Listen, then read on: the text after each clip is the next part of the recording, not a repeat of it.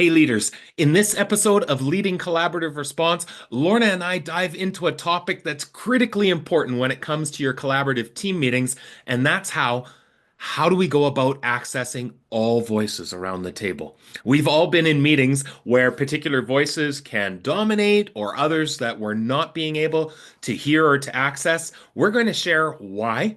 It's so important for psychological safety to ensure equity when it comes to voice within our collaborative team meetings, but we're also going to give you some practical strategies on how to do that. So let's get started. Are you a leader who is navigating the nuances of leading collaborative response in your school or district? Are you unsure of what collaborative response is? Are you looking to understand the critical role leadership plays when establishing and refining a collaborative response approach? Collaborative response began as a grassroots approach to focus on the needs of students through a framework of collaboration. That approach has grown to a movement that is training leadership and education. Through the Leading Collaborative Response podcast, Kurtis and I share our own experiences of leading collaborative response and lessons learned as we continue to learn and gain insight through the experiences of working alongside others. We also have the opportunity to engage in conversations with school and divisional leaders implementing the framework in their own organizations. We know great leaders build great teams because that is what every child deserves. Subscribe to the Leading Collaborative Response podcast and join the thousands of schools seeing success for students through intentional and focused collaborative efforts. This week, we want to be able to talk about something that we hear often. In fact, we also did a podcast recording on a similar topic in the Building a Culture of Collaboration podcast. We'll put a link in the notes in relation to this. And that question or focus was, how do we go about ensuring all voices are being accessed in the collaborative team meeting? We know that the power of that collaborative team meeting, and when we're talking about key issues and how important it is to make available everyone's ideas around the table. And that means that everyone has the same opportunity to contribute, not only the same opportunity, but are contributing equally across that whole group, because that's the piece that builds that culture of collaboration. Well, and we know from work that we've read and engaged with that the whole idea of developing psychological safety is so critically important to really meaningful collaboration to happen. And we'll throw in the show notes and description a little video that comes from a social scientist, Charles Duhigg, that talks about Project Aristotle that had happened at Google when they were looking at what made effective teams. And they found out that actually the membership on the teams didn't matter. Which is super interesting, actually. They talk about the idea of, it's the people, the combination of people who are around the team that matter. That's what they thought. Yeah.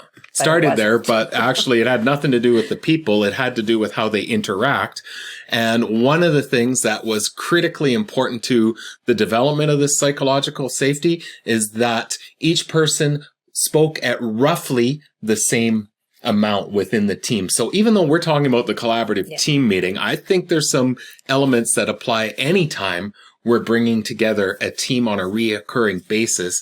How do we ensure everybody has the opportunity to, like you said, opportunity, but not just opportunity, but actually are engaging in that we are getting all of those voices. So we just want to be able to share a couple of ideas that you can take forward to your teams. And it doesn't matter if it's collaborative team meeting, it's any teams being able to ensure that everyone, that all voices are actually heard in those meetings. And so one of the first ones that we automatically go to, and you'll probably laugh because we talk about this all the time, but it's our norms, developing our norms and ensuring that, and it almost always happens through the development of norms, that one of them becomes that focus of everyone's voice is heard. Or everyone is engaged, or There's so many we're different asking ways questions. of saying We've it. seen different variations of it. So again, if it's in the norms, it's one thing to say it out loud, but then can we continually practice and reflect upon it? So we know even within our own team, one of our norms is around accessing all voices. Sometimes it's as simple as this is one norm. So let's all really try to today ensure everyone is being heard. If there's someone we haven't heard, let's ask, or we can get even more specific on it to be able to say, and I've done this before, everyone has 5 paper clips in front of you. Every time you speak, you're going to put a paper clip into the middle, and our goal is that nobody has paper clips. And see how that balances out. Yeah. It's actually an interesting exercise because it makes your contributions explicit. Absolutely. So something as simple as having it in the norms and then reinforcing it. Now, I find for myself that I facilitate a lot of meetings. I even will oftentimes have just a note in front of me of who's all involved, and I'll just be doing some checks as I'm hearing from people. A little bit of a tally. A little bit, just to keep myself focused on it, because we can get caught up in the conversations and then totally forget that we haven't heard from this individual for a while. So I find that helps me as a facilitator to just keep understanding that we need to hear everybody's voice. And actually, as a facilitator, being conscious and aware of how much you are guiding the conversation as well. Yeah, absolutely. So that just being aware of, how many times you're speaking as well, and then trying to create that balance. But that way... Are you saying something? Not at all. Okay, good.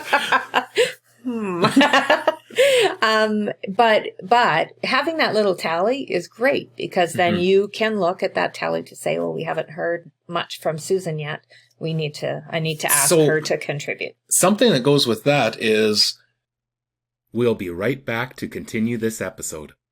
Have you ever wondered how to make your collaborative team meetings more productive, engaging, and impactful? We know that healthy, well-structured collaborative team meetings are the key to driving innovation and addressing student needs. But there is one essential ingredient that determines their success: effective facilitation. That's where our online course, Facilitating Effective Collaborative Team Meetings, comes in. Designed and facilitated by myself, Kurtis Houston, author of Collaborative Response and co-founder of Jigsaw Learning, this course gives you the tools, strategies, and structures to transform your team meetings from routine discussions into powerful problem-solving sessions. In this course, you'll learn what makes a collaborative team meeting different from traditional student meetings, the structural components needed for effective collaboration, practical facilitation strategies to maximize your team's impact. And the best part, it's self-paced, takes about 3 hours to complete, and you'll receive a certificate of completion to recognize your learning. Consider enrolling yourself or members of your team responsible for facilitating collaborative team meetings. If you're ready to lead collaborative meetings that actually drive change, enroll now. Access the course at jigsawlearning.ca/publications/courses. That's jigsawlearning.ca/publications/courses. Let's make every meeting count. And now back to our conversation. As a facilitator, that I might be focusing so much on the conversation. I'm not focusing on that. So what if we even made it a role? It becomes the engagement officer's role to just interject when we haven't heard from somebody and do that job. And again, we know the power of establishing roles is about sharing ownership and leadership so that not one person is responsible for the success of the team. We're all taking a shared approach to do that. The other thing that we often talk about and that we often hear questions about is what happens on my team. I have one person who dominates the conversation, and then I have people who come and they seem positive about being there, but they don't always contribute to the conversation. So they might be internally engaged and focused, but verbally we're not necessarily seeing that. Well, and part of that is just naturally how people interact or how people process what's going on in a meeting. And so you might have those people who dominate or those people who are quiet. So share a couple of ideas about what that looks like then. So one of the best that I've seen, has to do within the collaborative team meeting itself. When it came to the point of let's brainstorm, what are some possible ideas for this particular key issue? What the facilitator did that I was observing they had Post-it notes around the table and said, all right, grab a Post-it note and take just 2 minutes and jot down some ideas on how you would respond to this key issue. And it went really quiet for those couple of minutes. You could see people writing it down, but then it became so easy for that facilitator to go and say, all right, this individual, what's one idea that you had to share? And now no one's thinking on their feet. Yeah. Anyone can share. And it became a perfect way for the facilitator to invite different people in, or rather than saying who has an idea and the one person who jumps in all the time is the first person to jump, we can share that. Kind of equalizes the playing ground there. And I often think about the strategies that we use in our classrooms too. Often. And one of those strategies is think, pair, share. And that's another idea around, if there's something that we're trying to generate in a meeting, ideas that we're trying to generate, take a moment to think, and it could be on a sticky note, but it could be just thoughtful consideration of the question, and then share with the person beside you, and then we share it around the room. So that think, pair, and then share across the room. I hadn't even realized it until you said that.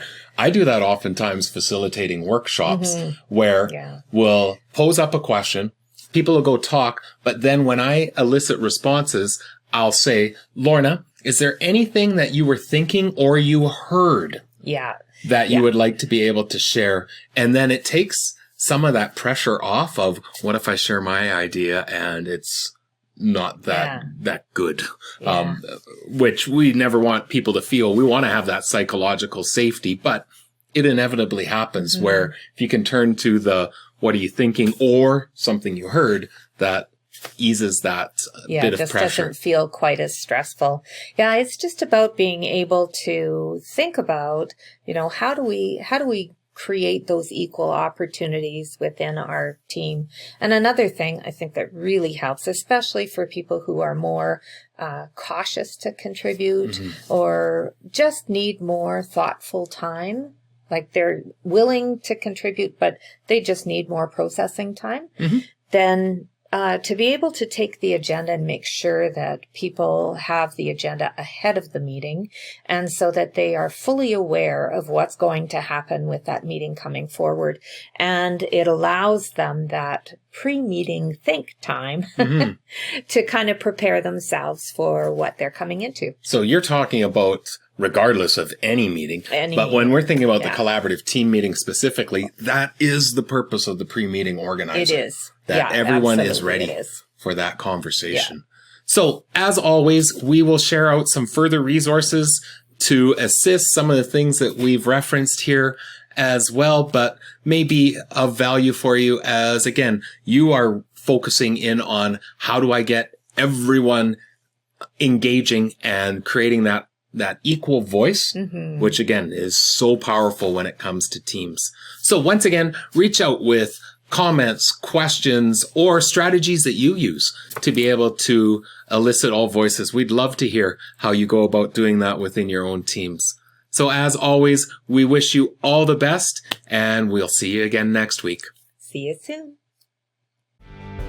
For more on collaborative response, visit jigsawlearning.ca or join the JL Insider to receive access to newly added resources and content. Make sure to follow us on social media. Subscribe to the podcast and the Jigsaw Learning YouTube channel to access past and upcoming episodes.